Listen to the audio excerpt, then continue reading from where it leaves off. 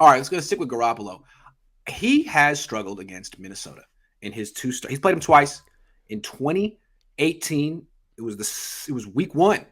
They lost 16 to 24, 24-16. He was 15 to 33 for 261 yards, 1 touchdown, and 3 picks.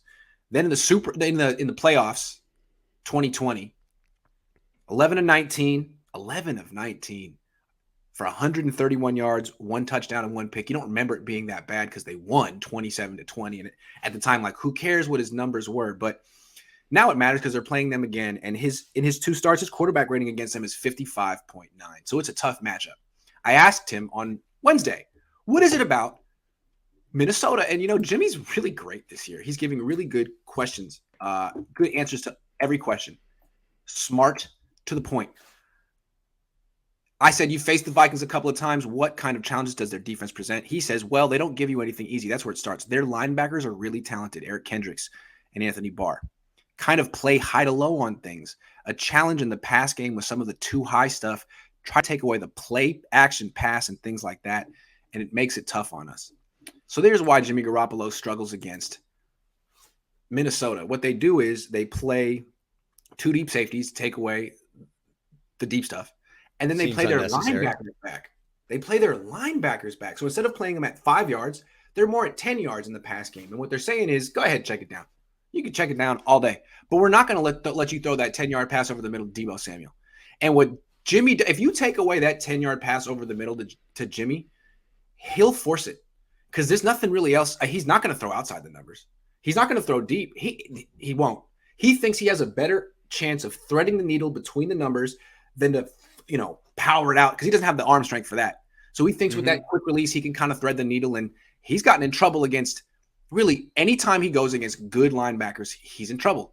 Not in trouble, but that's the bad matchup for him. That's every training camp against Fred Warner. That's this week against Eric Kendricks and Anthony Barr. He laid it out for us. What do you think?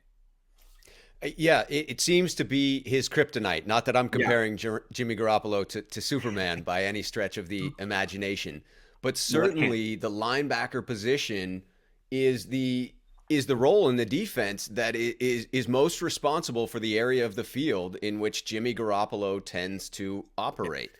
And I had the unfortunate and fortunate fate of being at both of those games. I was there in 2018, traveled to Minnesota to see that beautiful stadium.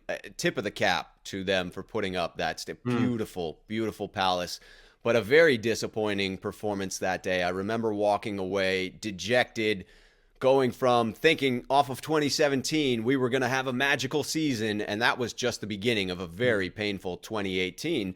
And if you think back to the playoff matchup where he struggled again, it was that struggle that really led to the taking away the ball against Green Bay. And what I feel is damaging Jimmy's confidence. And then when you needed to turn back to him in the Super Bowl, I'm sorry, you had created a situation where he was less likely to be successful. Jimmy is a very confidence-based player. You can see it in his body language. He doesn't strike me as the type of individual that is always great at creating that confidence within himself. I think when you see natural born leaders, they're people who are able to bring that up within themselves. If you follow Deebo Samuel on Instagram and watch his inspirational quotes that he's posting every single day, you can tell he has driven himself to achieve what he has achieved this year. I don't see that in Jimmy. And so I think he needs others around him to play well. When coming up against this matchup with the linebackers, you have to hope that the 49ers are able to soften up Minnesota with an effective run game. Minnesota is, as I understand it, susceptible to the run this year. They may have very talented backers, but if they have a weakness, it is against the run.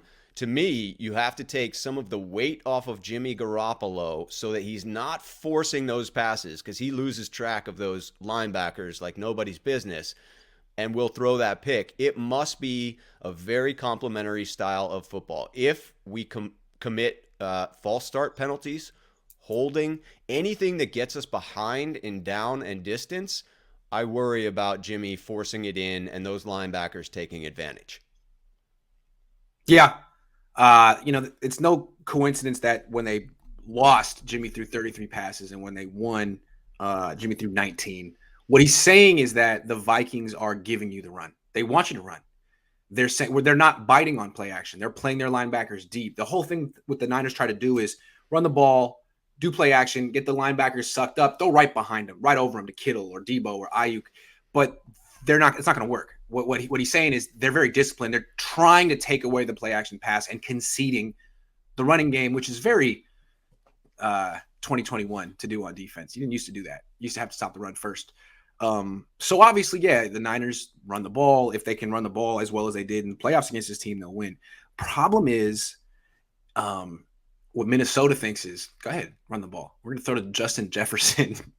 Go ahead.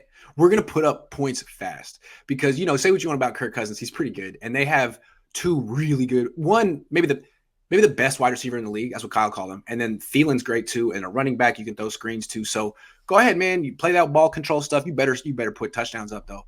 You better not settle for field goals because Minnesota can score. They can score fast and they can score through the air. So I think that they're kind of cool with teams doing that. Although they're 5-5, so it's not like they have a winning formula right now. Right. They're an inconsistent team, but it's fair to challenge another team, such as the 49ers, to go ahead, try for 16, 18 play drives. See if you can hold it together for that long. See if you don't have a holding penalty that gets you now 10 yards behind in down and distance. And no long throw over the middle either. All runs and quick throws. Or you can everything is going to be dink and dunk.